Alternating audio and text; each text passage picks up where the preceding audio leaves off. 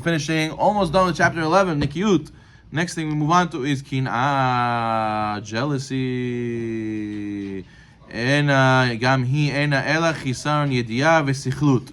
Jealousy stems from ignorance and foolish thinking. Why?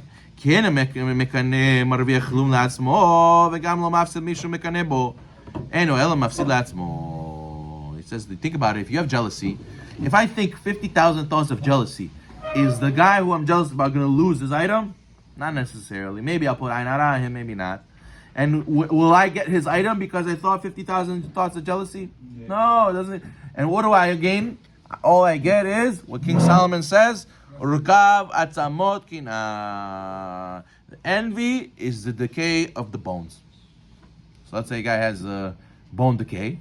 Where does it come from? It's jealousy. Jealousy. In Hebrew, and by Bukharians, right? By Russian, what do they call it? Called rishchor.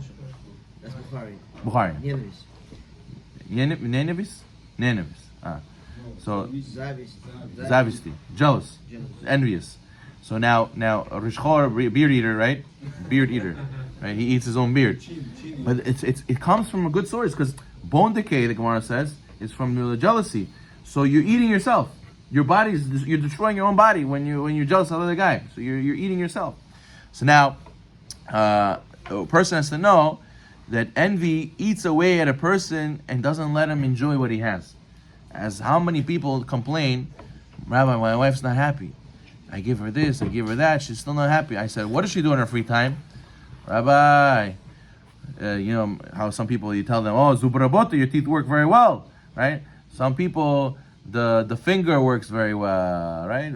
Like this, scrolling.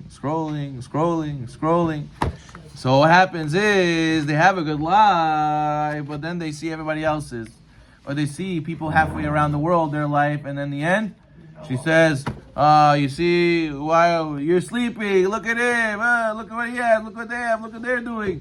In the end, the good life they have, they feel like it's nothing. Why? That's the power of jealousy. It makes you feel like what you have is not enough. Some people pretend like they're happy for other people. But deep inside, you know that guy who goes shake Mazal Tov, he says, Mazal Tov, good for you, you should drop the, why you get to have a Brit Milah, it's your, you bought the house, I didn't buy that, you know good with it, right? He tells him Mazal Tov, but deep inside, that's how he feels, because he says, why him, not me? The person has to know, in the end, who suffers?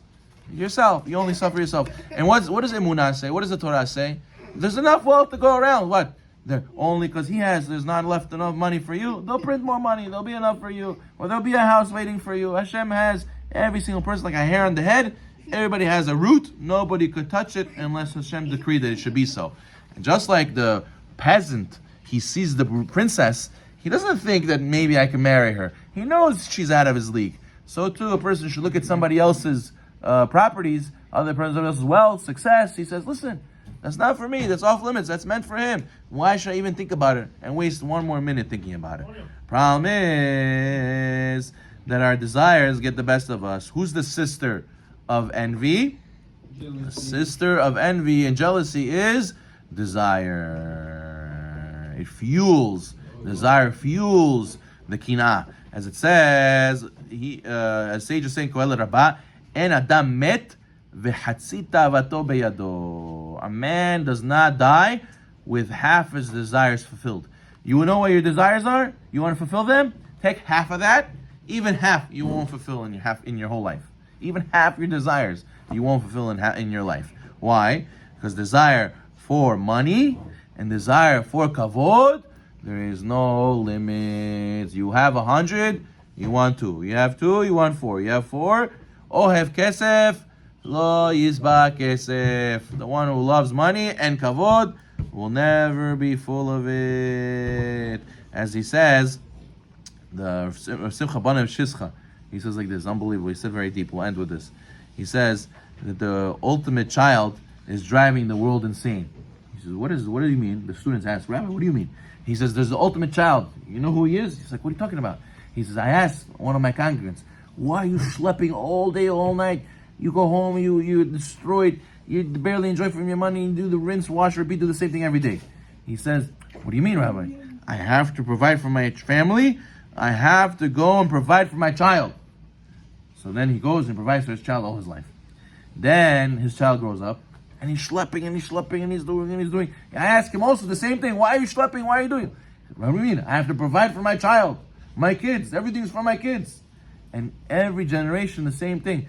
And he says, I'm waiting. Where is this ultimate child that they're all speaking about? Where is this person that's going to finally become something and do something? As the Gemara in Sechem Beitzah says, that the Bavliim, the Tipshae, the Babylonians are foolish.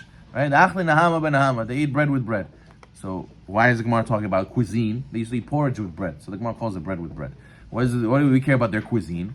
What does it do with us? It says, Farshim Balei Musar, you ask the guy, why are you working? He says, to put bread on the table. You ask him when he's eating bread on the table, why are you eating bread on the table? So I have power to go to work. Why are you working bread on the table? Why are you bread at the table with work? Cycle. Bread with bread. Never ending. Tachlis. What did you accomplish? What are you doing? No, Rabbi, you don't understand. I'm going to open one pharmacy, I'm going to open two, and then going to become five, and then I have 500 employees, and they're going to have a lot of money, and this, and that. And then he says, what? Day 65, I can't move. Now what? I don't know, for my son. And the son does the same thing. And then the next son does the same thing. Where is the tikkun? Where is... that's why you have to cut it. Anyways, when you die, if half of your desires are not fulfilled. So cut it now. Say, I'll fulfill my desires a little bit, my bare minimum. Do what I need to do. Fulfill my tikkun. Because if you get on the hamster wheel, it never stops. Baruch Na'olam.